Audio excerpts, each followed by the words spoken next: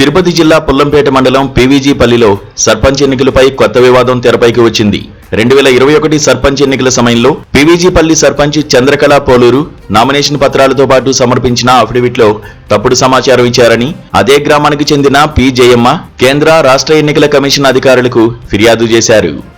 ఈ ఫిర్యాదును పరిశీలించిన ఎన్నికల కమిషన్ పూర్తి స్థాయి విచారణ చేపట్టాలని జిల్లా కలెక్టర్ వెంకటేశ్వర్కు ఆదేశాలు జారీ చేసింది.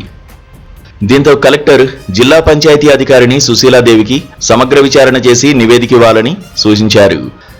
అయితే ఆదేశాలు వచ్చినప్పటికీ ఇప్పటి వరకు ఎలాంటి దర్యాప్తు జరగలేదని బాధితురాలు జయమ్మ ఆరోపిస్తున్నారు. ఇదిలా ఉండగా సర్పంచ్ పేరుతో ఆమె భర్త పోలూరు కృష్ణమూర్తి భూ కబ్జాలు, అవినీతి పనులు చేస్తున్నారని మరో ఫిర్యాదుదారుడు ప్రభాకర్ నాయుడు ఆరోపించారు. ఈ వ్యవహారంలో జనసేన ఎమ్మెల్యే అరవ శ్రీధర్ అండతో ఈ అక్రమాలు జరుగుతున్నాయని కూడా ఆయన పేర్కొన్నారు.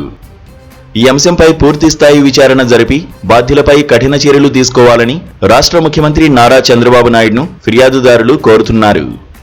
ఇప్పుడు ఈ ఫిర్యాదులపై అధికారులు ఎలా స్పందిస్తారు, నిజానిజాలు ఏమిటి అన్నది చూడాలి.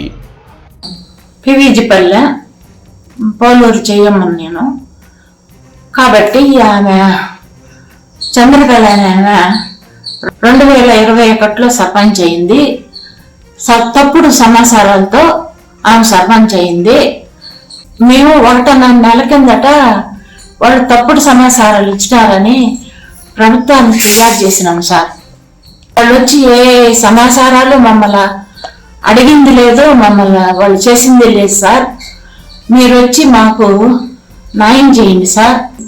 ఎప్పుడు వాళ్ళు సర్పంచ్గా పోటీ చేయకుండా మీరు చర్యలు తీసుకోండి సార్.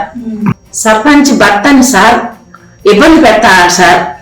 అతను సర్పంచ్గా వచ్చినాంచి కదా అన్ని ఊరంతా పెద్ద మనుషులకు అందరికీ తెలుసు సార్.